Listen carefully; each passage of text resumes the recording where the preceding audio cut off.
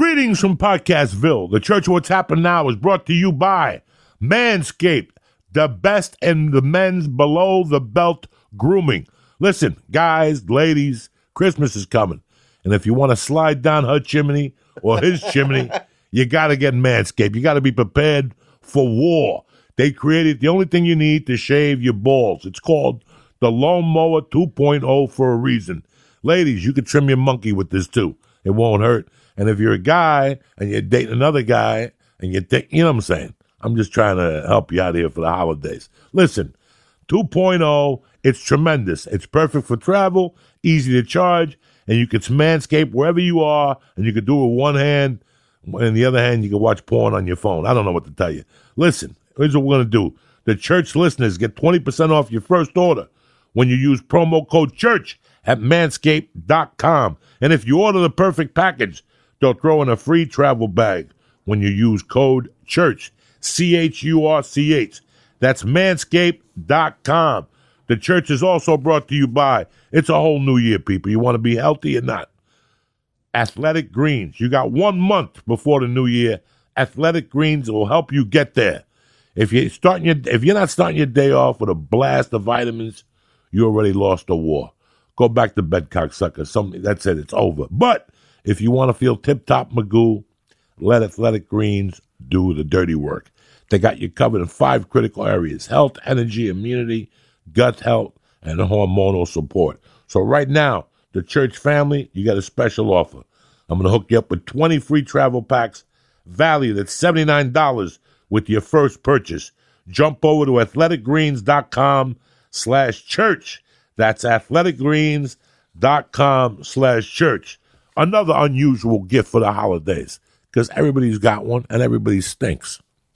A portable bidet. You're like, Joey, what's a portable bidet? You hook it up on your toilet. You hook it up to the piping outside, so it's not even using toilet water. It's using the same water you brush your teeth with. And then it sprays your ass and removes the poop, shit, toilet paper, so you're not walking around all day with bacteria that leads to nasty things like hemorrhoids, yeast infection, UTI, itchy assholes, and skid marks. It's all over, all right? Start 2020 with a clean asshole. I'm telling you right now. They start at $79. Go to hellotushy.com/church and get 10% off your order. Kick this motherfucking muley. That's real. That's real. Fucking real. This song drives me fucking nuts. Alonzo Bodden, what's the story? What's up, Joey? Shut up with your clipper shit. Been too long. You know I'm going to represent in church. You know I'm going to represent in church. And I yelled at him last week when I got up on stage. That was the best, because it really pisses me off. Alonzo, when you came on the first time, you showed me, I forgot what it was to be a fan again. I really did, bro. I forgot what it was to go to a baseball game with a glove. Right. And actually think you were going to catch a ball. Yeah. I used to go to a Knick game with a basketball when I was 12. like, why would you take a basketball to That's how retarded I was. But then I started gambling on sports. Yeah. And you look at sports as something different now. So now that you don't gamble, you don't watch sports. And you lose that. You lose that.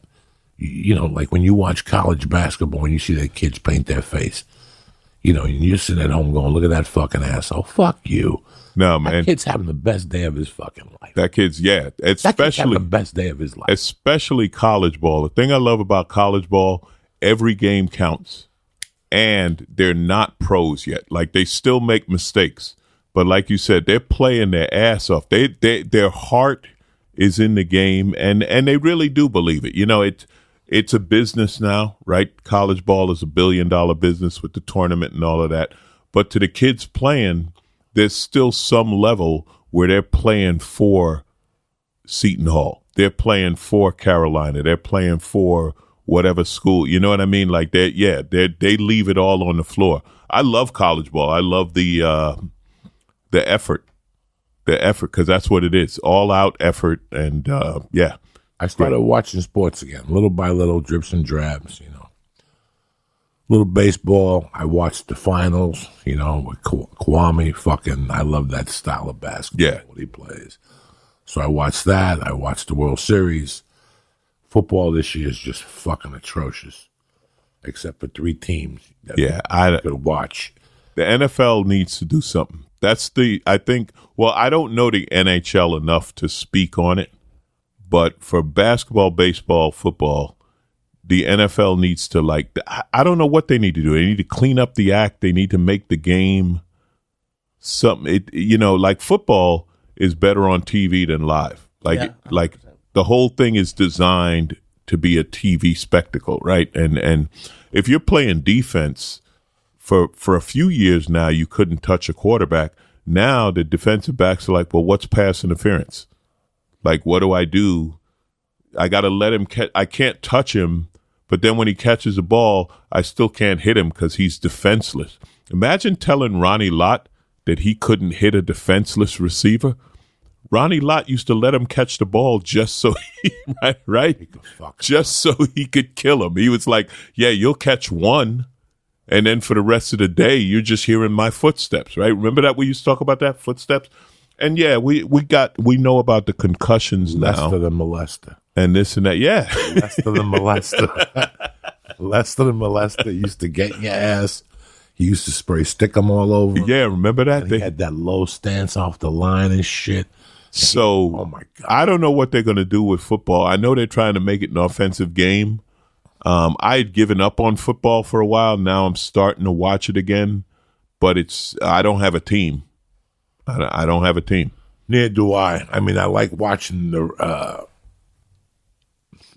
because it's perfect football. I like watching New England because it's perfect football. I grew up watching Belichick and Lawrence Taylor. So New England's an extension of that, Yeah. It's like watching Danny Inosanto teach Kung Fu. He's teaching Bruce Lee Kung Fu.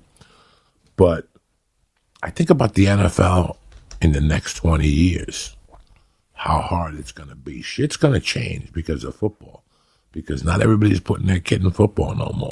Parents aren't letting their kids play football. Even in my hometown, which was built on football. Yeah. No, listen, I know a lot of mothers who are like, no, my kid ain't playing football. Plain and simple. Like, my kid is not going to get hit. They got to do it's a line. It is a violent game, but they got to figure out how to keep the game exciting, but still protect the players, protect their heads, right? The best thing I heard, it's crazy as it sounds, the best idea I heard, it was a doctor, a neurologist. He said, go back to leather helmets.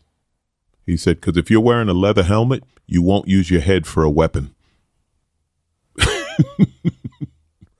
Which, made sense, right? Does make a lot of sense. Because part of the reason they started using the helmet is because the helmet is so strong. Right? So, I don't know. They got to do something with the game, because right now it's so heavily weighed on the offense that the defense, I think they're like, well, what do we do? Right? What do we do? We can't hit the quarterback. We can't hit the receivers. What do we do? But part of the game, and I'm not saying taking people out like we're not talking 1978 Raiders, but the game is somewhere between that and where we're headed now. It won't go away. You know why football won't go away? Because it's the number one. You talked about gambling. It's the number one gambling sport in the country, right? More money's bet on the Super Bowl than any event we have. So it's not going to go away because that money ain't going nowhere. What's going to happen is, though, it's going to change the college. More African-American, Latino kids. People, I watched the report, I think on Real Sports, is what's going on right now. That they're the ones that are picking up the slack. A couple Jews in. If you got no money to go to college, this is your answer to go to college. Yeah, it's a way in. So they don't give a fuck. They're like, this is your way in. We'll figure it out. I sit here at times and think that this just come from the fucking sky. All these concussions and all this PTSD. I want to know about those guys that were playing with leather helmets. What was their percentage? See, I started watching football in the 70s with Pittsburgh Steelers. That was the team you watched. If you were a violent person, yeah, and were fucking crazy, and yeah, the fearsome foursome, yeah, and all that. Yeah, I loved that shit. I loved the Raiders. I loved hitting, and that's you're Cuban. There's no baseball. You're angry. You might as well see somebody get fucking hit from behind, you know. We all saw Lawrence Taylor break what's-his-name's leg. Yeah. Shit. I forget my point. Anyway. No, the hits used to be part of football, and it used to be the highlights. What happened to those guys? I know that the longtime center from the Pittsburgh Steelers shot himself. Webster blew his head off. Junior Syatt killed himself. That was a big deal.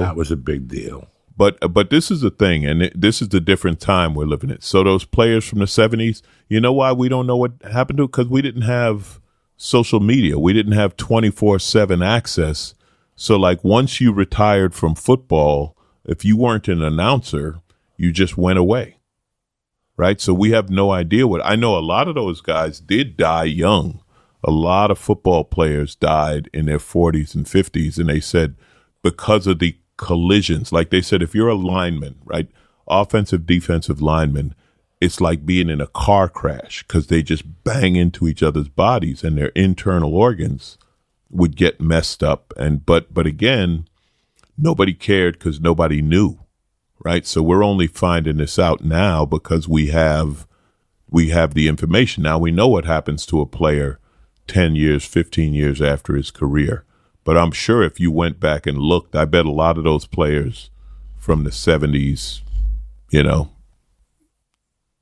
were whacked out in the 80s. And even like boxers, like I watched, you know, a couple of weeks ago, there was an interesting fight, Masvidal against Diaz, and it got stopped because of a cut that people argued they thought would last.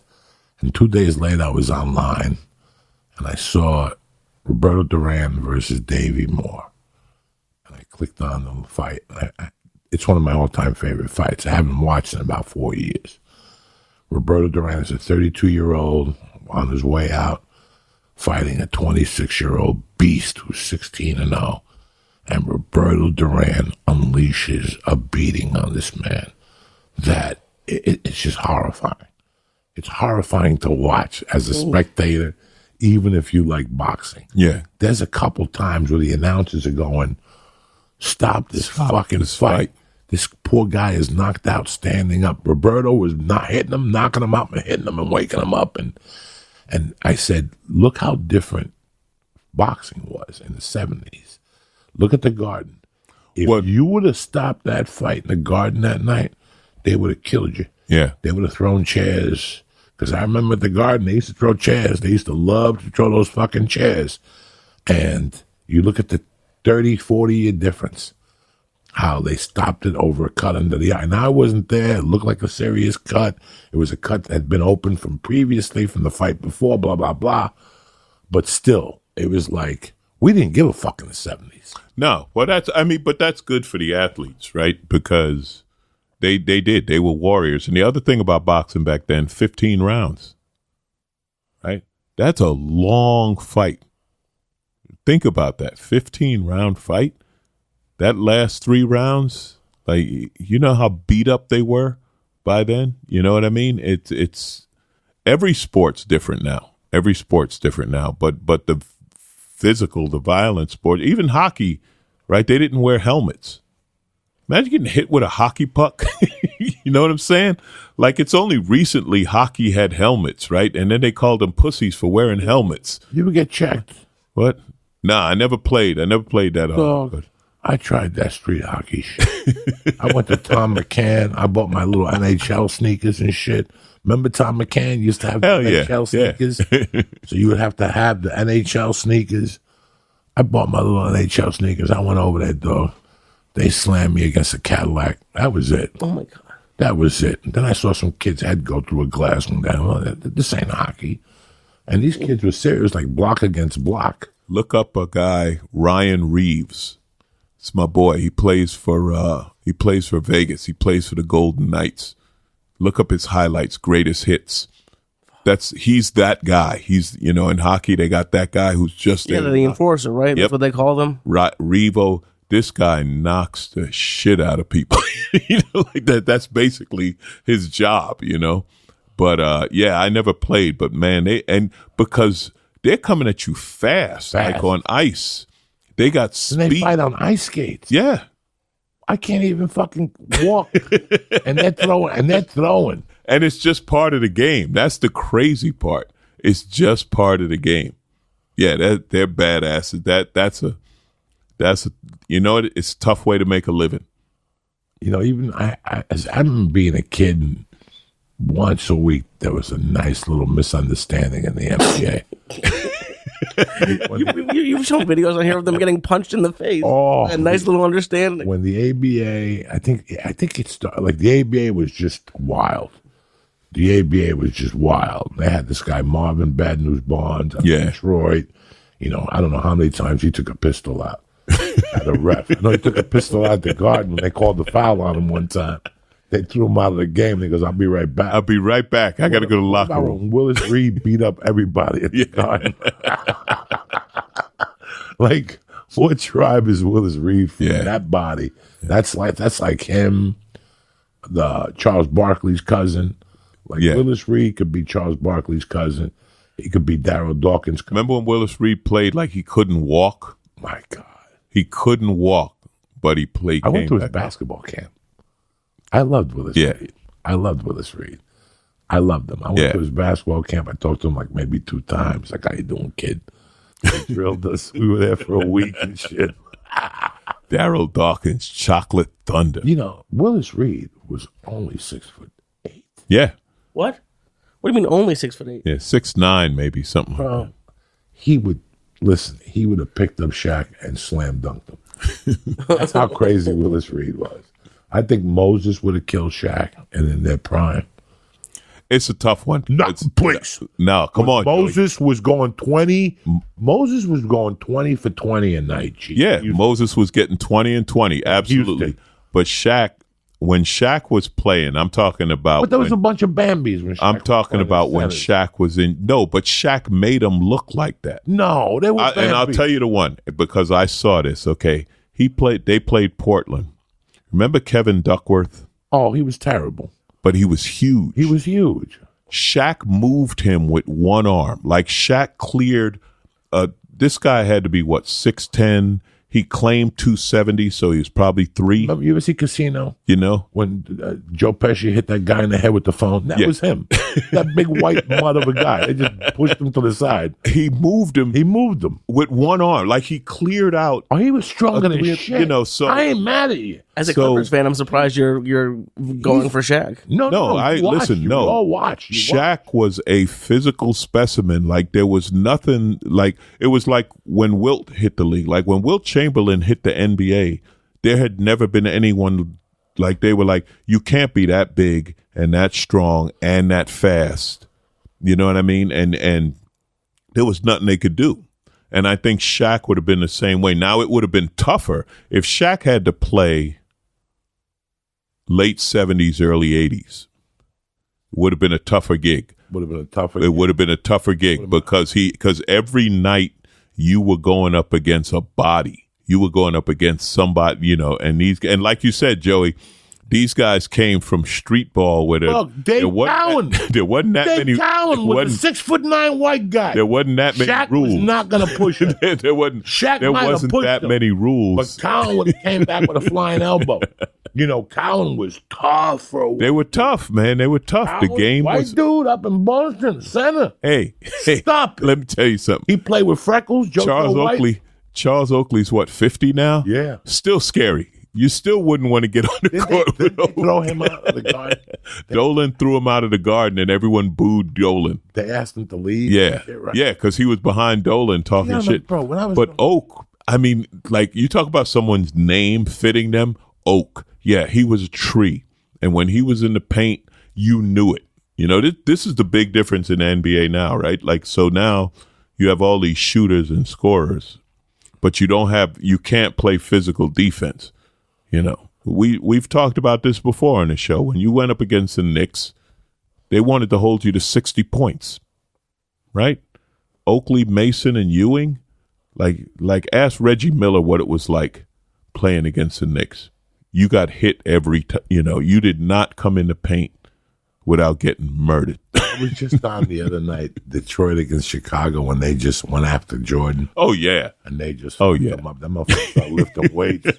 He didn't eat Chinese food no more. He was like, fuck it. It made him better. It made him better. It made him better. There were teams that when you went in there, you paid. You paid. Yeah. There was a couple guys that got, but before I forget, worst 3 fucking centers, okay? like these are guys that were like off color, okay? And that's who you played against. When Moses Malone played, he played against Artis Gilmore. He played against Bob Lanier. Yeah. He played against, they were centers, bro. Yeah. Those were centers. The center was a different position back then. Position back then. And I think that, and I know a lot of people hate on me for this, I think Shaq had it easy. I think Shaq had Bambi down in San Antonio. He was Bambi, dog. Oh, you're talking about the Admiral. Yeah, he was a nice guy. Wasn't physical. Boy, he was a nice guy. He was a nice guy. No, but again, you see, you could make the same argument with Jordan, right? Because the thing, and make no mistake, I'm not saying Jordan was great. Bernard King covered Jordan. But here's the thing. He had competition. Jordan didn't have a direct competitor, right? So you had Magic and Bird. If either one of them didn't have to go against the other, they would have won 6 championships. Who else? They had to go against each other every year. And then you had LeBron, who never had the team around him. If LeBron had a Scottie Pippen and if he had the team Chicago had, then LeBron would have won 6, and this isn't, the Jordan people say this is a knock. I'm not knocking Jordan, but what I'm saying is sometimes you get right place, right time, and he always had a great team around him. Dog in college. He had a great team around him. When he was a freshman, he had a fucking team around Worthy. Him. College, Worthy. I forget the rest. I just remember Jimmy Black, him. Was it Jimmy Black? Yeah, but it was Worthy's team. That's what people forget. It was Worthy's team. And I did a charity thing with Worthy, right? And it was great. So he's got his wife. This is his second wife. She didn't know him when he played. And I said, "Oh, you never said?" And she said, "No." I said, "You should have seen his first step." She said, "Everyone says that. Everyone mentions his, Worthy's first step, he was gone. It was the quickest. It was like, where'd he go?" But Worthy had to go up against Walter Davis. Yeah. And his cocaine snorting ass. Well, they had to, and they had to play against Ewing. They had to play against David Thompson. Yeah, they had to. David Thompson. David Thompson. 54. David Thompson. He fell down the stairs. David Thompson could leap out of the gym like before it was a 48 thing. inches. Before it was a thing, David Thompson was what was he? North Carolina State in the 70s or something like that? Or was it? I want to say he was at NC State in the 70s, but he could. Walter Davis? Davis was Carolina. Davis went to Carolina. But David Thompson could leap. And even, and you talk about the 70s, Dr. J with that ABA ball. Stop it, bro. Let me tell you, Joey, you cut that fro because the fro was not aerodynamic.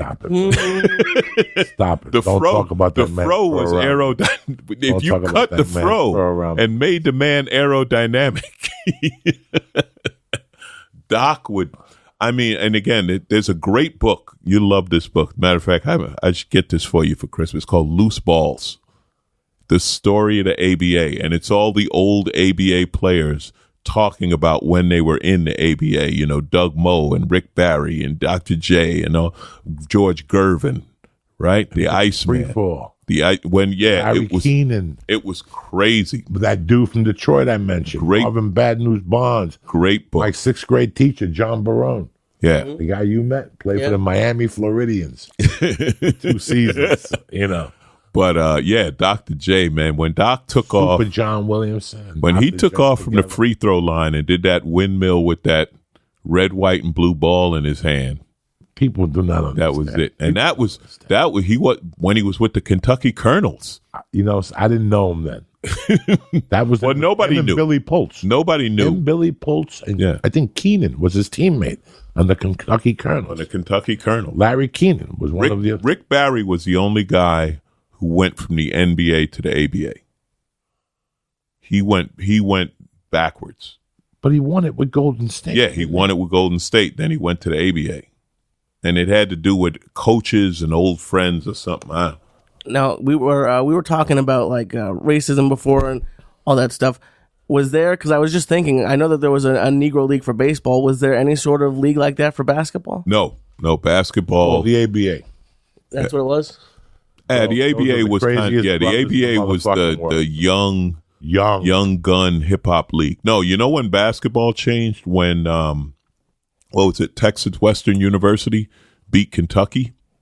It's a famous college game. So Kentucky's got this coach, Adolph Rupp, old school racist. I'll never have a black player on my team. And an all-black team lit them up. Oh, my God. Beat them for the championship. And that was when the color line dropped. I thought, these Negroes are kind of good.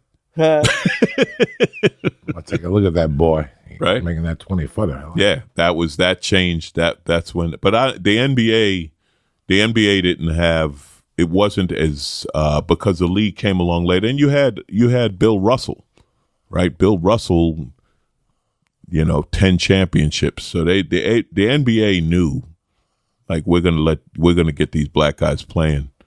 We want to win. Well, the NBA was having a hard time. It was a slower paced, and the ABA was Julius Erving. The ABA was street ball run, coming home and having the red, white, and blue ball. And I still remember when he when they collapsed and he signed with the Sixers. I still remember that night like it was yesterday. And he went from number 32 to number 6 because they paid him $6 million. Yeah, that was a lot of money. That he's at home right now, pissed. He could have got $890 million now. But all of them, that's true for all the ball players. But it was when Julius Erving was running things. He changed my life. I went to 2 of his. You had to buy a pair of Converse limousines for the feet, and you had to have a ticket, a golden lottery ticket. And I had a sneaker store, and he would take the tickets out for me. I give him an extra 20. You know me, dog. Little Cuban dude, Converse. He sold Coach Cons, which you weren't allowed to wear. You got a beating.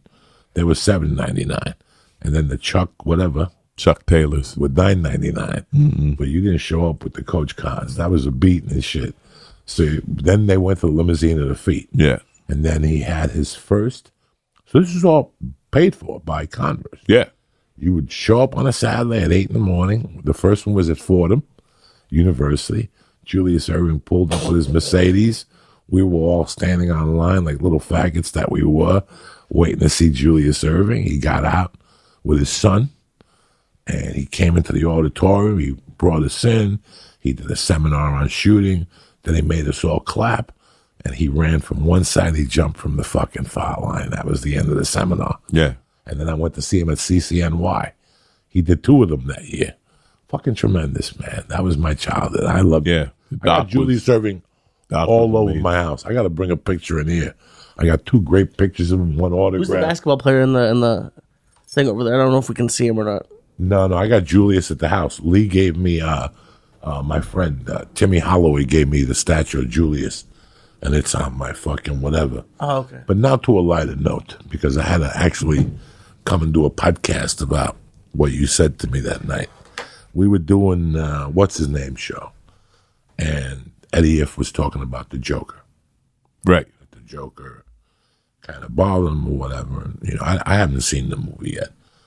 So, and then you chimed in. He goes, when you watch the Joker as a comic, you could really see this happening with a comic. Yeah. Because of all the highs and lows that we go through. Right now, we're averaging, we're losing 1 comic a year, 1 comic every year to suicide, which is bad. Others we've lost to suicide only disguised as something else. Right. Drugs or whatever. But I could see it. Well, the reason I said that is because, and the life, right? So we got the highs and lows, right? Like I joked about it, and this is absolutely true. I was on a TV show Monday, and that Friday I was at the VFW in Riverside, California. You know what I mean? But then the other thing is, and this was even more what happened to the Joker, you watch people around you get it, and you don't. They're moving up as you're either sitting or moving down or falling off or any of that. And you got to have, that's why I think beyond anything in this business, you got to love doing this. Because if you're in it, like if you just say, well, I got to make the money, or I got to have the followers, the million followers on YouTube or Twitter or the gram or something like that. If fame is your only incentive, the odds are stacked against you tremendously. And emotionally, I mean, let's be honest, man, we're all caught up in this shit on different levels emotionally. You know what I mean? Like I had a therapist say to me one time, she saw me do this benefit, and she said, if I could get you to be that guy on stage all the time, you'd be fine. Right? Because when I'm on stage, I'm bulletproof. Like that night, it was, 2 Sundays ago or whatever? And here's the thing with following Joey, and you got to work. But the beautiful thing about you on stage is you are completely raw. You are completely raw. There's no I'm going to be nice about this, or I'm going to clean this up, or I'm not going to say this, right? You say wherever you are in the moment, whatever you're talking about, it's you, right? It's raw. Well, we all do that on stage to different extents, right? So when somebody doesn't like you on stage, that's a very personal thing when you put yourself out there. Now, in the movie, The Joker, he got really deep into who he was, and it was really bad. You know what I mean? So they, you know what I mean? It'd be like somebody bombing on a most personal note. But just watching it and watching the deterioration, I was like, yeah, this could be any comic. Like if a comic was a serial killer, right? Nobody would be like, oh yeah, he was a quiet guy. They'd be like, oh no, we saw this shit coming. Right? I mean, that's not all of us to that extreme. But what I'm saying is, if you watch the movie and you watch the deterioration, and if you're a comic, you can see that happening, because this says so much of this that you got to be careful not to believe. Right? You gotta be careful not to believe all of, you can't believe Hollywood. Come on, Joey, you've been in this, longer than me, right? I've always told people, like, I never got a job from someone who loved me. Oh man, we love you. I'm a big fan, blah, blah, blah. Mm-hmm. Yeah, exactly. You don't get the work from that. Love don't do nothing. You don't, you get the work from somebody who wants to work with you. They make you an offer. They don't tell you they love you. They make you an offer. They call your agent. They put you on avails.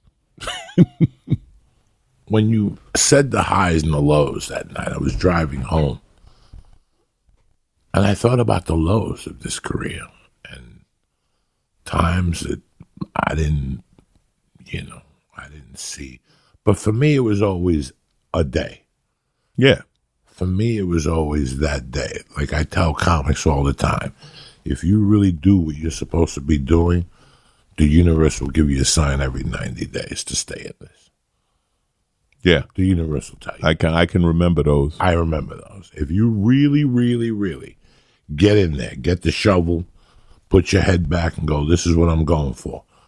Every 90 days, the universe should be throwing you something to give you an incentive to stay in this game. Well, because there's so many lows the first 5 years. You got to get on stage. See, that's what destroys you, because you have that bad set, right? You bomb. Now, if you're new and you're hustling and you're getting on stage 3-4 times a week anywhere, you're bowling alley, bar, back of a coffee shop or something, then you can bounce back. If you're only working once a week, once every 2 weeks, when you bomb, that's in your head for that long. And that's why people give up. That's why people give up, right? Because if you just have that in your head and you don't get another chance, like in The Joker, right? He screws up as a clown and he gets fired. Well, now you never get to redeem yourself from that. So now you got to live with that. You failed. But we fail. I failed at this 10,000 times. Yeah, but you succeeded 10,000 times too. How do you figure? Because you've had good sets. Like what would happen in the Jokers? He didn't have any good. He had nothing good. Yeah, he didn't. You had good sets following bad sets. You had those moments of success. I lived in my car, right? I fucking, borrowed money from people. I did triple, you look at all the great, it was the movie with fucking Adam Sandler and Clint Eastwood, whatever his fucking name is, Burt Reynolds. And I got to do something for Netflix. And you look at all these bright spots. But that night when you said that to me, it made me tap in to the dark side. Like sometimes at night I take a ride and on the way back from the store, I go on Lancashire and I hook a left on Magnolia. And I look at that bus station. That bus station is closed. But there's still two people standing there that are waiting for a bus that's coming at 6 a.m. Now, if these people had $20, they'd go to the diner that's down the block. They don't have $20. They'd have to sit there till 6 a.m. and think about how bad their life is. And I still remember being, taking a bus from Miami to Buffalo and, stopping in between stops and taking 2 hits off a joint and Banaka and switching batteries on my Walkman or whatever the fuck it was, my iPod. I don't know what the fuck it was. You think of all those sleeping on couches. But you know what, Joey? Even when we were doing that, what gave us the love? Because we love doing through all that. Because for me, I've always loved doing it. I've always told people that the comedy's not the work, right? Like you talk about triple runs and stuff like that, right? Where I was a middle act. Okay, so on a good night, you make $50, right? And you literally drive from like Tuesday is comedy night at the Holiday Inn in Mesquite, Nevada. And then Wednesday is comedy night at the Radisson in, Ames, Iowa, or whatever the hell, right? And then Thursday night is comedy night at the Dubuque Holiday Inn, right? And you wished, think about this. Remember when you wished you could work on a weekend? Remember that? You used to wish you could work on the weekend. Now, when do you have a weekend off? Unless you schedule it, you won't have you could work every weekend of the year. Every weekend. But there was a time when our work week was Monday to Wednesday, and you might get the Thursday. Sunday through Thursday. Sunday, right. Sunday through Thursday. That had was some good open mics on Sunday. But Friday, Saturday. Guest sets if you were lucky. But you love, for me, I'll speak for me. I love doing it. So I didn't think about being at the rest stop sleeping or literally, or just like you said, being broke or borrowing money or hustling. It was a hustle. It was a hustle. Your daytime, my daytime was a hustle for my comedy. Now, I was fortunate that I had a few good jobs. Like I was a driver for the kids show Power Rangers, right? What? So, yeah. So that was a good job because on a driving day, you make a couple of $100. But I also painted addresses on curves for $5 a house, and they didn't have to pay you. Like you painted it, and then you went to the door and see if you could get $5 for doing it. I did that. Here in LA? Yeah, I did that. I hung televisions in 7-Elevens for the fucking lotto game, right? $40 a set. No shit. You climb up inside the roof of a 7-Eleven and you mount a TV. Yeah. Right. But that was the hustle, man. That's what you did. So, and I did it because I loved because I never had any doubt that comedy was what I was going to do. It's crazy. I never had any doubt. I sold cigars on the phone. Right. When cigars were hot. How do you sell cigars on the phone? How you doing? My name is Joey Diaz. What's your name, Mohammed? Okay, let me ask you something, Mohammed. How many people go in there looking for a cigar every day? I don't want to talk right now. You have to call back tomorrow and ask for Mohammed 2. Okay. You got to call tomorrow. Is Mohammed 2 there? No, Mohammed 3. You're looking for Mohammed 3. You have to call back tomorrow. And then you finally get Mohammed and you sell him a fucking humidor that's worth, you tell them I'll throw $200 worth of cigars and I'll throw in a humidor. And that was it when cigars were hot in 1998. That's how you made a living in this town. When Joey told me what you guys were talking about, to me, it made me realize how close people could be to that. But what I think the difference is, at least this is my opinion, is you guys had something positive. And the Joker, and I think there's a lot of people like that, were just, it's negative upon negative that piles on. I see people in this town that can't catch a fucking break. That's what I was going to say. And I feel fucking terrible for them. I know 20 people in this town right now that cannot get arrested, that I check in on. From time to time. I talked to a chick that was fucking homeless 3 weeks ago, doing comedy. Homeless. Asked me if she could take a shower here. And I told her I didn't even have a shower here. I only had a toilet. I'm sorry, I can't help you. You know, and she had to wait till 9 o'clock at night to sleep at her friend's house. But she told me, she goes, I'll go to the fucking park. I got to catch a spot up in Canoga somewhere. So right there, I knew the chick was on the up and up. Well, when your heart and soul... Right, it doesn't matter. When your heart and soul is in something and you don't get it, see, that's the thing. Whenever you put everything in, and like you said, it's true. For whatever reason, some people can't catch a break, can't get it. Can't catch a break. And they put in just as much work. They put their heart and soul in. And some of them, unfortunately, there are some people who don't have the talent, right? You don't have the talent. And I'm not just talking comedy. I'm talking whatever you want to do, whether it be music or acting or whatever thing. But you put everything into it. That can easily destroy you. That's how you know, like you said, the sad thing is, the suicide, the alcoholism, the drugs, the this or that, the slow suicide. That's the worst. That's the worst, the slow suicide. Drink yourself to death over X number of years or whatever the hell, you know? And the road gives you all the opportunities to do that. See, the Absolutely. the road doesn't even have responsibility anymore. None. What are they, what do we got, 20 radio stations left? Yeah. In the country, so it used to have to get up and do radio Tuesday to fucking Friday. I still remember flying into a town and doing radio Wednesday, Thursday, and Friday. Right. You know, they didn't give a fuck who you were. They had a lineup for you, and then on Thursday you had to go do the drive-in at 5, and you're like, "What the fuck?" They take you to a bar to do a live remote. How embarrassing is that? Yeah, you're at the local opening of the grocery store. Yeah, have you been on a TV show? No, I haven't. Oh, great. And they walk away from you and shit. You know, it's a fucking horror show. But you said it. You said the ups and the downs. And I went home that night and I thought about, 93 to 96 it was like Vietnam for me. It really, really was, because it just wasn't the comedy.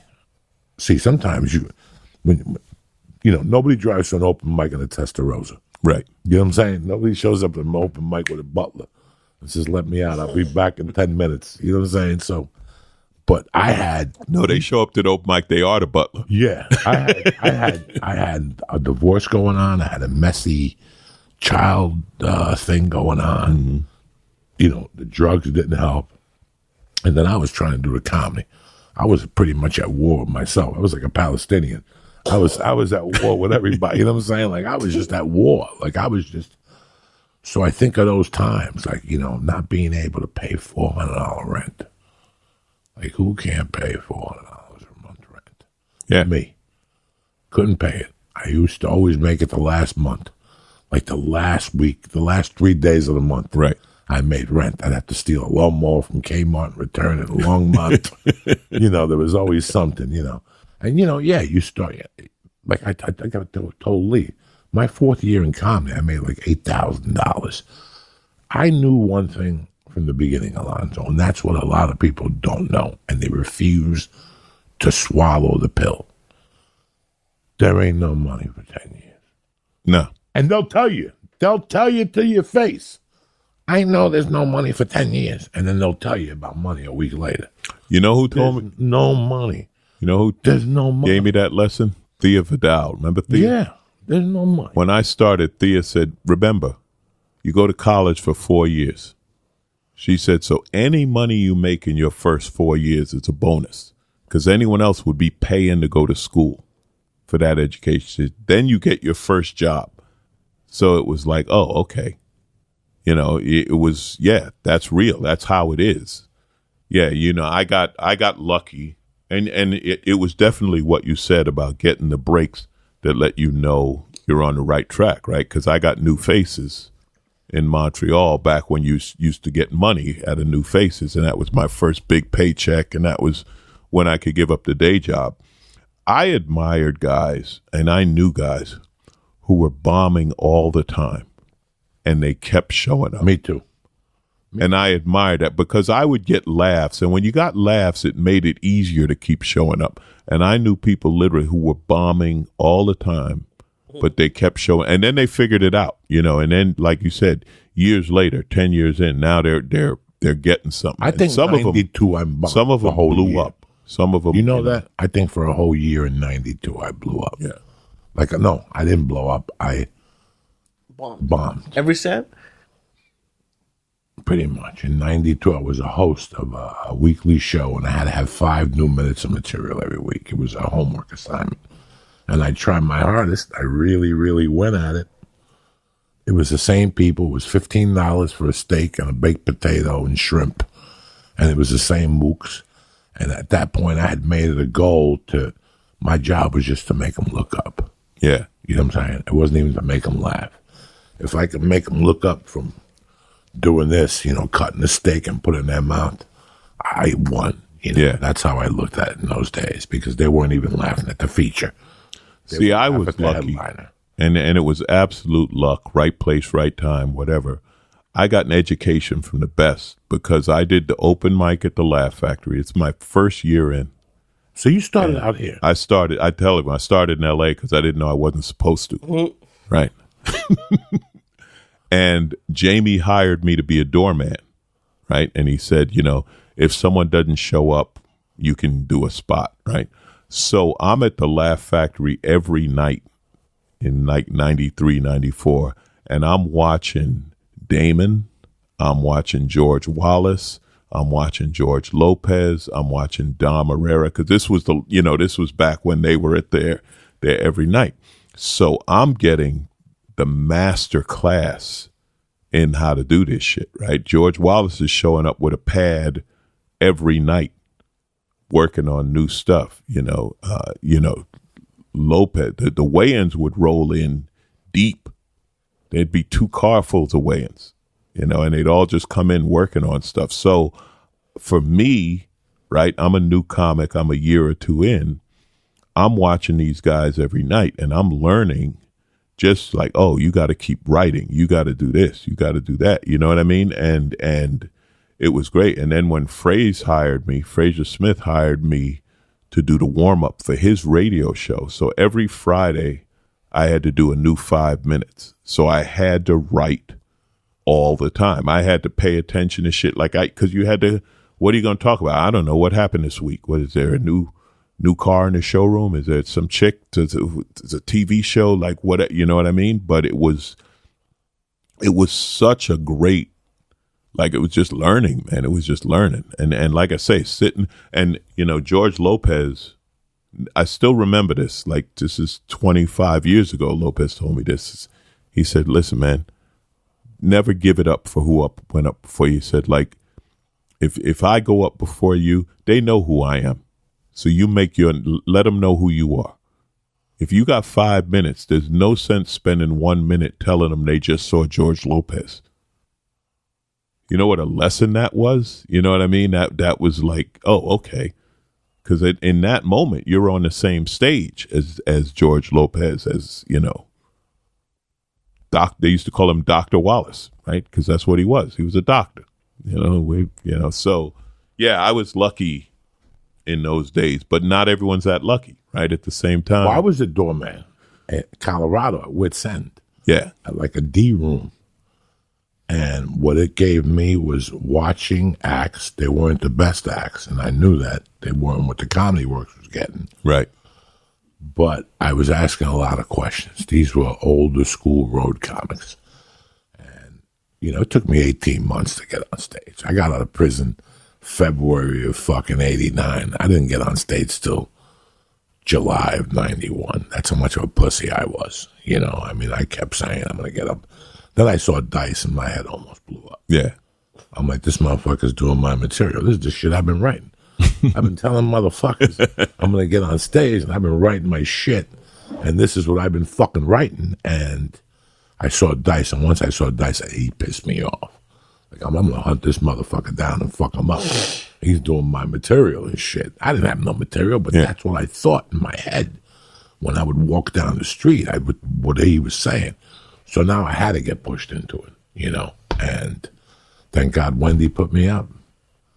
It's fucking crazy. But when I got home that night, I didn't write them down. I just thought about all the lows, all the nights that I came home. There used to be a comedy newspaper called Just for Laughs. Yeah. Do you remember that? It was at the stand when you walked into any comedy club. And it was a monthly publication put out of San Francisco. But if you went to the back section, it had all the comedy clubs in alphabetical order. So it started with Alaska, Alabama. And I remember, you know, having 20 minutes Alonzo. It being 1994. I'm doing comedy 3 years. And it's all I thought about. Like, it was that and cocaine. Like, you know what I'm saying? Like, I would get up in the morning while I was pissing. Where am I going to do a spot tonight? And while I was showering, it was where am I going to get the money to do coke tonight? And sometimes it would mix. It'd be a magical mix because the Mexican was going to give me 40 to do 20 minutes. And then I'd get a free dinner at El Torito's. You had El Torito in those days because I developed in Colorado. But I think about those times. I thought about it that night, and I'll tell you what, I came close to crying by myself that I put myself through all those nights, like, you know, on a Greyhound bus. I was a regular at the store, and I was still Greyhound. Yeah, because we had to. For $600 a week, $500 a week, no hotel. Right. Greyhound busing it. We'll worry about it when we get there. Where are you going to stay? We'll worry about it when we get there. And sure enough, you get there, and you're holding out. You do your little feature spot and shit, and they're like, where are you going to stay? And I don't know. And there's usually one motherfucker. It was all about stage time. You know, that's what it was all about. Your life was about I didn't know nothing else. I didn't know nothing. You know, when I tell people I didn't watch TV from 1995 to 2002, they die. Like, I knew nothing. Like, people told me about Seinfeld and Friends. I knew nothing. Yeah. I didn't watch TV till I moved out here and I got an audition for NYPD Blue. And I remember it used to come on Tuesdays, right? Tuesday nights, yeah. And how can I miss the fucking black show at the Comedy Store? Yeah. If I'm watching NYPD Blue, because Guy Torrey would put me up there early. So I remember sitting there watching NYPD Blue. Jimmy Smith is dying. That's the episode they were going to put me on. When he was dying of cancer and shit. And I'm like, I'm missing fucking stage time for this shit. I had a spot at the store, but in those days it was following Paul Mooney. Oh, man. At 12:45 fucking night. So that's not a spot. That's a torture chamber. But we were talking about this that night. I remember doing a spot at 1:15 in the morning. Remember the L.A. Cabaret in Encino? When I got here, it lasted 6 months after. Okay. I did a spot. It's like 1:15 for two people. You know what I mean? There's two people left. Like, yeah, do your spot. And you did it. Right? Because what else were you going to do? You had to do a spot. So that was the spot you got. Yeah, it was.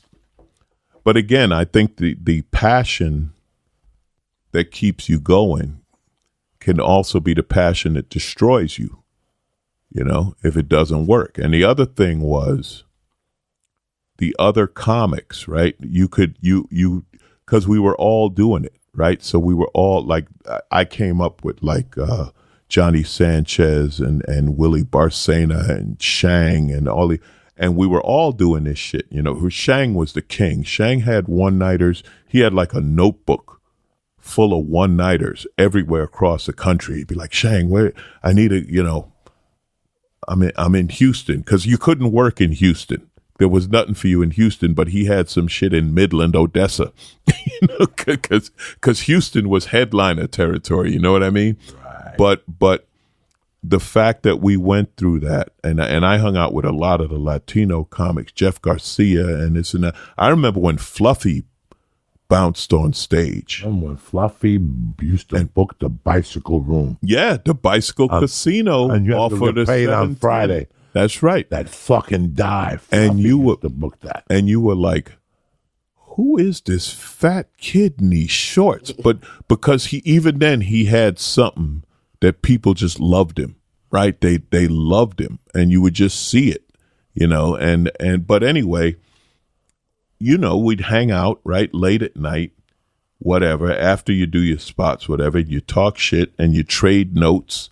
And I remember there used to be, what was it called? Moose McGillicuddy's in Marina Del Rey. And they had a comedy contest, and you win. It was either $50 or $100. It was something like that. And we would take turns doing it because like if Willie Bersena went, Willie was going to win. And if I went, I was going to. So what we would do is we're not going up against each other. All right, you win it this week, and then I'll go next week. You know what I mean? But we had that, and that was part of what kept us from giving up. That because there was always hope because someone got a job, right? Someone got a gig, and I know I'm funnier than that motherfucker. It's hard to explain, but that was the life, and that was how we came up in it. I was out 7 nights a week. Absolutely. I don't know what. Absolutely. What are you going to sit at home? I was out 7 nights a week with money, no money. Didn't matter. I found spots. Another thing I had, this was another thing I was lucky, I think, that I had pros tell me I was good. And I think that helped a lot. Oh, it means the world. Yeah. I mean, I'm 2 years in when then if a feature tells me I do a good job, it's amazing. Yeah. And do you guys ever because to me it always blows my mind when I see someone at your level doing a set and then they're like working on new stuff at like the Comedy Store or the Laugh At, like to think about working on something at such a huge club. I can't even think about it. Like, do you still have like the open mic mindset, or do you what do you guys think about? Well, my favorite joke, I don't know about you, Joey, my favorite joke is always my newest. It's always my newest because that's the fun to work on. But what we have that you don't have yet is we got the confidence because we know shit works. So we know we can get them. So, it's what you do after you know you can make them laugh. That's when you really get into the shit. But It first, is such a journey. First, yeah. Listen, an artist's journey, a musician, a comedian, it's a fucking journey, man. And the journey is to toughen your skin. Yep. For later. Because if you can't take those first 5 or 6 years, you don't want to deal with what comes in later. There's times, and what do they call them? They call them uptown problems. Yeah. Yeah. It's but you got quality problem. But you got prepared because you toughened your skin early on. 20 years ago when I walked into an audition, I couldn't sleep when I walked out of there. Now I walk into an audition and people ask me 2 days later, how'd you do? And I go, what are you talking about? Yeah. If I get it, I get it. If I don't, I don't. Exactly. I leave it there. There was tough skin. There was skin developed over the years. The other thing, the difference with comics is we got to practice in front of people.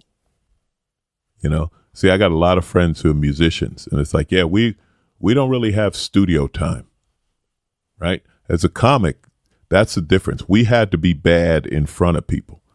If you play the guitar, you get to practice the guitar in your basement, in your room, and then you come out when you're good at playing the guitar. As a comic, it's like, no, you got to be bad in front of people and then get good in front of people. I'm really happy you said that, Alonzo, because it made everything in my life taste a little better. It made me remember what I did go through. Like, I almost got myself to tears on the drive home going, really? I did all that shit. I really slept on park benches. I slept on a couch just for the name of comedy. I drove 16 hours to do 14 hours to do a guest set to try to get work from knuckleheads. And I got the work, then they went out of business. You know, they gave me 6 weeks of work and they went out of business. You know, I mean, I think about all those things. Listen, man, I can tell you, how many times were we happy to drive 2 hours for $25? Because you was getting paid. And 2 tacos. You was getting paid, and you got food, and you were getting paid. And people, you know, like, it's funny to me, like, people will mention a town in California. There's nowhere I haven't been. They're like, oh, Hemet, or this, and it's like, yeah. What, are you kidding? I came up in L.A. I've done every town, Eureka, Hemet, whatever, Visalia, you know, all of these places. Yeah, of course. Because you had to, right? You had to drive and do every night. You were on the 5 South. Yeah. All I know is going to 5 there South. There was a time between Rudy, Jeff. Oh man. Rudy, Jeff, the other kid. There was like 6 or 7 Mexicans, and these motherfuckers put your ass to work on a daily week, man. I thank them fucking every day. I thank them. I just did Toys for Tots for Rudy Sunday night. And I was telling a friend, you are not an LA comic if you haven't done a Rudy Moreno gig. Yeah, you don't know nothing. If you haven't done one of Rudy's, remember Rudy used to have all those rooms in East Brave LA? Bull? Who the fuck you think you're dealing with? $20 a show, Friday and Saturday. Oh, man. I was there the night Maryland got into the riot. There was a riot. Yeah. He called me the next day. Do you remember that? He called me the next day. Joey, what happened? Rudy, I don't know. Rudy was, man. Rudy's, and you know, and you know, these are the guys, right? So people, they don't know him. They don't know who he is, but he's an icon amongst comics. Icon. I love Rudy. I just gotta break his balls. He's always fucking shit on Facebook, so he drives me crazy. I had to insult him a few weeks ago because he kept sending me a flyer. Yeah. Like, no words, just a flyer. Why are you sending me this fucking flyer for, Rudy? Do you think I'll ever have you to come down one night? Not really, Rudy. You keep sending me a fucking flyer. But, you know, I think of all those nights, like being broke and going to the Commerce Casino and Rudy giving you $100 for the Commerce Casino Thursday night. Run in the back, get Chinese food. Thursday night. Really good Chinese food. But I still remember going to Commerce Casino and he would put Altoids on the table. And I would take 2 Altoids. I wouldn't even put them in my pocket. I'd just keep taking the Altoids from him. And then in between sets, when he was up on stage, I go, Rudy. And I just keep saying, Rudy. I used to love. I'm trying to think. Where was I? Oh, I did this bar gig. It's called the Federal Bar. It's in Long Beach. And it was cool. I did a few weeks ago. There was a big motorcycle show. So I was doing the show after the motorcycle show, and a bunch of bike friends came down. But anyway, they were like, you got to be off stage at 9:30 because dancing starts at 10. And I was like, oh, shit, I ain't done one of these in a long time. Remember those? Remember that? You had to be off stage because the people would be lined up for the DJ, and you had to have you. Dog, I used to have to follow a line dancing class in Denver on Sunday nights that turned into a pretty good room. Yeah. But you had to wait for the line dancers to get out. That's right. And you got to remember, 92, that was achy breaky. Yeah, hell yeah. Everybody was doing achy breaky. Line dancing classes on a Sunday fucking night. 100 fat country women with boots on and 1 black chick. I thought it would be 99 white chicks and 1 black chick that said, I'm coming. And, thank you for enlightening me last week. Listen, the early part of your comedy career, right, is annoying people. Right? You're doing comedy that annoys people. You go into their local bar, doing a comedy night that they don't know about, right? You're in the back of a bookstore that people want peace and quiet. I did a bike shop 2 weeks ago. There you go. Your gig is where can I go annoy people with this comedy? Ahmed used to have a gig in I think it was at a Cuban restaurant in West LA. It was a restaurant, you know, and you'd literally like these poor people came to eat dinner. You know? But we're gonna bug you for the next 45 minutes. Terrible. They do that in the Valley. Yeah, There's a restaurant up here that does open mic. I went up there one night with Leo. I'm like, there's people eating dinner and you're going up. These people don't even know it's comedy. that's right. That's talk. your job. Your job. They came to talk and you're asking them fucking questions if you're out of town. Your job. We used to do this woman, Victoria Dushoff. She'd always get gigs in these hotels. Who is Victoria? Victoria, well, I think it was her dad. Her dad was a big time club guy. She died of Philly or cancer. something. Yeah. She died of cancer. Her father, What was the name of it? What was it? the Latin Casino. The Latin Casino. Right. And she was great. But we would do She died of cancer. Yeah. We would do Wednesday night at the Holiday Inn by the airport, by LAX. And every Wednesday, there was like a German tour group that stayed at the hotel. So half the people at the bar did not speak English. They were Germans. And we were there every Wednesday night. Shang I think I met Shang at that gig. But you know, that's the work, right? So this is what I was talking about. And at the time, I didn't know anything was wrong with that because I got on stage, you know.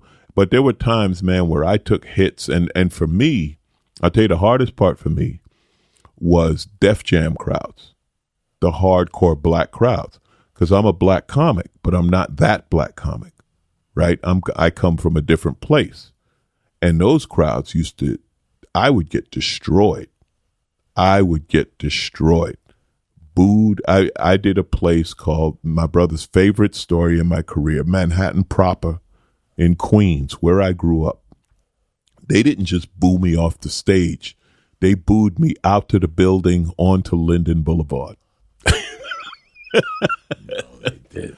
But the moment that the one I remember it was at the Normandy Casino in LA, right? And I was getting booed and heckled, and this guy was hitting me with prison heckles that I didn't even know what the fuck he was talking about, right?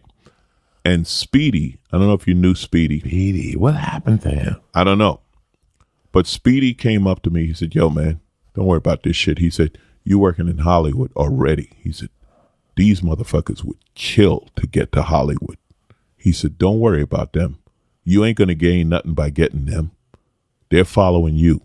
And Cedric the Entertainer was another one who back in that day, he was like, you know, you do you.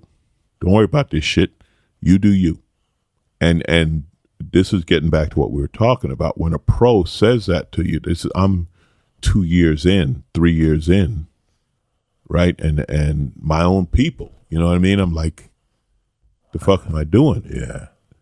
And but they were the ones who were like, do you, man. You just don't worry about it. Just keep working, and don't try to be something you're not. Don't try to be, you know, something this, you know, I grew up in Queens, man. I grew up in St. Albans, Queens. Working class, black neighborhood or whatever. They said, so don't try to come from the hood because you ain't from the hood. Right? That's not you. So don't try to be that. And it worked. And my heroes were guys like Franklin Ajayi. Yeah. Right? People don't even remember Franklin Ajayi. I met him at the Comedy Store and I gave him a hug. And Franklin Ajayi was a legend. Franklin Ajayi was. Remember when I saw him in Car Wash? Yeah. That's what everyone remembers. But his stand-up, you know, he was brilliant. And so that helped me a lot. But those were the down times, man. I remember doing a set after I went to the Black Expo. And I went up somewhere in LA, I don't remember where, Black Club, and I was trying to make fun of the Black Expo, and they wasn't having it. They wasn't having that shit for a minute. And those were the days that, like I said, if it wasn't for the fact that I got up again, you know, the next day or 2 days later, that's how you build a joker. What do you remember more, your crushes or your bombings? Bombing. Oh, I fucking love them. Yeah, I hold them close to my heart. Well, now I don't know about you. I laugh when I bomb. I laugh too because I'm like, I got it out of the way. My thing is just like, how could I be that wrong? Yeah, I thought this shit was funny. I've been doing this shit for 26 years. How could I have missed by that much? And you get in your car and you go home. I still remember getting in the car and crying. Oh, going, this is my last spot at the your life is worthless. This is the last time I'll get a spot at the Comedy Store. I remember bombing in front of Mitzi, just walking right to my car going, well, it looks like I'm going back to stealing. I dated this chick, and she had been married to a comic. And she literally said to me, she said, I could fall in love with you. She said, but I can't do it again. She said, I can't do another comic. It's too hard with you guys. Your fucking life is just, Takes a special woman. But what part of it would you trade? Me right now? Yeah. None of it. What part of the road to be Joey Coco Diaz today? You know what I'm saying? What part of the past 20, 25, whatever, would you trade? Nothing. Right? You can't because... There's times I'm on stage now and I could actually feel myself getting laughter. And I could see my mind going back to 94 and going, the reason why I'm getting this laughter is because that night in that bar I ate that bag of dick. Man. Right when I'm on stage, this is happening to me. And I'm still cracking jokes, but my mind is taking me there going, the reason why I'm doing so well tonight is because of that particular night in 97 in Bremerton, Washington. Right. Thank God I'm still in this. Well, you talked about it earlier. When you're doing the interview, right, you can talk to the interview now because you were on KJAY in Ames, Iowa. It's Tuesday morning on the Laughing Clown, and we got Joey Coco Diaz. And you did that interview. So when you sit on the couch at the Tonight Show, you're like, I got this, right? Everything we did, the lesson came up later. Every shitty one night, every time the microphone didn't work, and now you got a problem. I ain't got a problem. I've worked without a mic before. Lights went out. All right, get a candle. Let's go. Right? Because you've done, we've done that shit, right? You need time to, I got to get my head right. Well, nah, man, because the Greyhound stopped at 7 and the show stopped at 7:15. I literally hit this stage on a dead run. I still remember changing in a cab from Dulles Airport on the phone with the host to make the fucking feature do an extra 10 minutes. And I'm changing in the fucking cab from Dulles to Tyson's Corner, Virginia. Mm-hmm. The guy had a hotel room on Fridays and Saturdays. It was the Friday after Thanksgiving. I get to the airport. Who's at the airport? Delayed and lit already. My boy, George Lopez. I see him at the airport. He's got, come over, have a drink. We start drinking. I'm like, well, George, I got to leave. No, you're delayed too. So I was delayed with George. I think we got to the airport at 7. I think I finally took off at like fucking 11. I got to D.C. at like 8:48. Then guess what? Stevie Wonder was on the fucking plane. Oh. So they had to let him off first. So they got to get him up. And he's got to walk 2 steps. And they got to get the dog and 8 other blind guys because he brings like 3 blind guys with him. So that's another half hour. And I'm running late to Tyson's Corner. And Stevie Wonder got to be on this motherfucking flight. Ain't that a bitch? So all those things, yeah, like without even thinking. That night there was no looking at your notes. Right. It was 45 minutes of going up there, and I hope I remember whatever the fuck because on the plane you're focused on landing. You're not focused. You're focused on landing. I'm happy you stopped by. What are we gonna do with the Clippers this year? Man, talk to me. What are the Clippers gonna do this year? Okay, this is my thing. I'm a Clipper fan. Joey, I want the second round because we ain't been to the second round. That's all you want. This year, I want the second round. I worry about the finals next year. This year, I want the second round. I got no problem with load management on Kawhi. He knows what he's doing. If he says he ain't playing tonight, I don't care, because come April and May, he's MVP. Paul George is even better than I thought.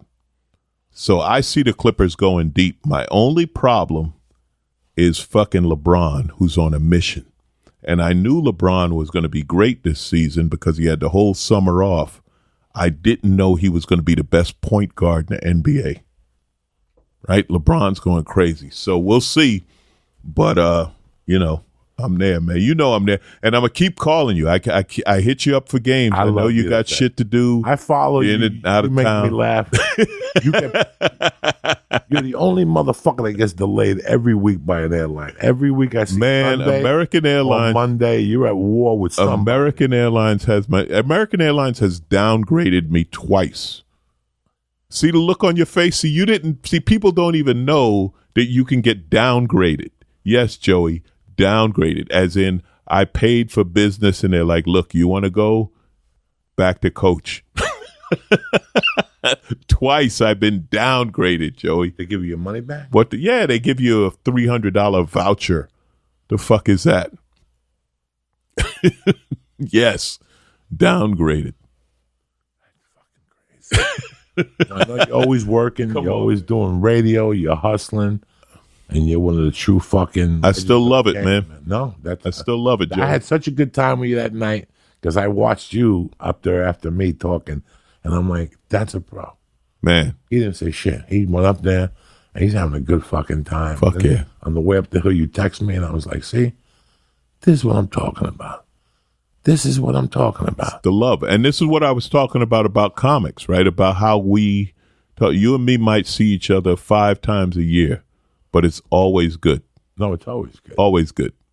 And sometimes just some shit happens, and I'm like, oh, I got to text Joey about this. Joey's going to love this. Or vice versa. The Clippers won again. I was so happy. You did. You texted me when they signed him. When they signed him, he gave me a shout out. He said, Alonzo been there. Bro, he's been there since day one. This is what I'm talking about. This guy was there, and the universe took care of him. It even happens as a fucking fan, man. I was so happy for you. Thank you, man. And then I bumped into Eric Griffin. Yeah, and he was telling me how he got rid of his tickets. So he bought them back. He did. He bought them back. Right. Yeah, we got. I ain't got that TV money no more. Yeah, he bought them back. Any dates you want to promote while you're here playing? I got this weekend coming up, La Jolla Comedy Store. And then the weekend of the 21st, I'm at Grand Rapids, Dr. Grins. Beautiful. Yeah. One of my favorites. Yeah, Dr. Grins at the bar, the twins for me. Yeah. They're up on the fucking people. Up on the 3rd floor. They're good people. Yoda's a good fucking dude, man. 3rd floor. I'm in New York this week. Tickets are gone. Boston's gone. Right now, all I got available for you motherfuckers is December 21st. Triple Christmas with Uncle Joey. Nice. The Saturday before. Nice early show, 7:30. You go to your cousin's house at 9:30 and snort coke or whatever the fuck you do on Christmas. And that's it, and that's that. Alonzo, I want to thank you. Man, I love you. Coming by the church today. So good to be back in the church. Giving us some love. Real quick, the holidays are coming. You want to look for some gifts for people? I got an amazing unconventional gift that you give anybody in your life. You ever look at your mom and go, I wonder what my mom's ass must smell like? Everybody has an ass. Everybody deserves the gift of Tushy. Tushy is a portable bidet that sprays directly into your ass and removes all the shit completely. So you're not sitting there fucking stinking up everything. Bidets are common in the rest of the world. They save you money on toilet paper. And you won't clog toilet. Tushy sprays your ass with fresh water. It's not toilet water. Tushy connects to a water supply behind your toilet to spray your dirty ass clean with fresh water. It's the same water you brush your teeth with. Wet wipes are worse than toilet paper. They're terrible for the environment. They cause anal fissures. You don't want anal fissures. Listen to me. I've been with Tushy for 3 years. They got a 60-day guarantee. Who gives a fuck? I'm 300 pounds, and that Tushy has been cleaning my ass now for 3 fucking years. Lead to. They start at $79, all right? This is the gift that is fucking tremendous. Anybody who you give it to is going to love it. Go to HelloTushy.com right now. Press in church and get 10% off. And do me a favor. Look at Tushy's latest product, the Tushy Ottoman. Helps you get everything out. Again, go to hellotushy.com, press in church, and get 10% off your order. Like I told you earlier, you got 1 month before the new year. Athletic Greens will help you get there. If you're not starting a day off with a blast of vitamins, you already lost the war. You might as well go back to bed. But if you want to feel tip-top magoo, let Athletic Greens do the dirty work. In one scoop, you get 75 essential vitamins, minerals, prebiotics, probiotics, digestive enzymes, raw superfoods, mushrooms, and whole foods. They got everything. No more pill bottles or trying to choke down a dozen apples. It's all in there. And they make it easy to use with travel packs. When I'm on the road, boom, a little Athletic Greens, like a little daily insurance policy. I drink this, and I can have a little fun. Plus, I could stay on the road because I'm healthy. This helps with my immunity. You understand me? So you can relax because all their ingredients are plant-based. If you're on keto, gluten-free, no chemicals, no artificial flavors, no artificial preservatives, no sweeteners, no added sugar, no GMOs. Listen, this is no herbicides, no yeast, peanuts, or animal products. Guys, you need to take care of yourself. It's 2020, and that's why I recommend supplements to everybody. It's just that easy. Just add cold water and shake it up. You can take that banana and shove it up your ass. What are you waiting for? Go, do me a favor right now. Go to Athletic Greens right now. Press in church. I'm going to get you a special offer. 20 travel packs valued at $79 with your first purchase. Jump over to athleticgreens.com/church and get your travel packs today. Athletic Greens are tremendous. Again, the holidays are coming. Everybody wants to get their dick sucked. But your dick smells like a billy goat. Why? Because you got like Julius Erving afro around your fucking dick and it fucking sweats. So it's over. You're looking for a gift? Manscaped. You're like, Joey, what's Manscaped? It's the only tool you need to shave your balls and the area around your fucking love pole. It's called the Lawnmower 2.0 for a reason. They threw away the 1.0 and upgraded their trimmer with a skin-safe technology for you momos in the back. That means it won't nick or snag your sack. Plus, it's perfect for travel, easy to charge, and you can manscape with one fucking hand. And if this is the first time you consider manscaping, they got a deal for you. You ready, Alonzo? They got the perfect motherfucking package. Comes with a lawnmower and a safety razor plus a crop preserver, specially formulated deodorant so your balls don't stink. I'm wearing it right now. And the Reviver, a spritz that tones and refreshes your junk to keep you cool. Let's say you're an old man, you got wrinkles on your nutsack. You spray the Reviver on there, forget about it. It looks like fucking a shaved head. Looks like Lee's head, nice and smooth. With the perfect package, your pouch will be powdered and your pole will be perfected. What are you waiting for? Do me a favor right now, today. The church gets 20% off your first order when you use promo code CHURCH at manscaped.com. Excuse me. And if you order the perfect package, they'll also throw in a free travel bag when you use the code CHURCH, CHURCH. That's manscaped.com. Use promo code CHURCH and get 20% off your order. Manscaped, precision tools for the family jewels. I want to thank Manscaped. I want to thank HelloTushy.com. And I want to thank Athletic Greens for putting this podcast together. But I want to thank Alonzo Bodden for being the star of it today. My brother, you're always welcome on here. I love you, Joey. Thank you. Keep doing what you're doing. You too, man. The best you in the too. It's fucking great business. to reminisce, great to move forward, whatever. Listen, I just want you to let these young comics know that they ain't running a fucking charity out here. You're going to have to give, when you burn the fire, they take ass from your skin, they put it on your face, the same thing. It's the grind, baby. It's a Love grind, the grind. motherfuckers. Love the grind. It's all about the grind. If you ain't going to grind, try tennis. They'll take you over there. I love you, motherfuckers. Stay black. I'll see you in New York and in Boston Saturday night. Kick this motherfucking mule, Lee.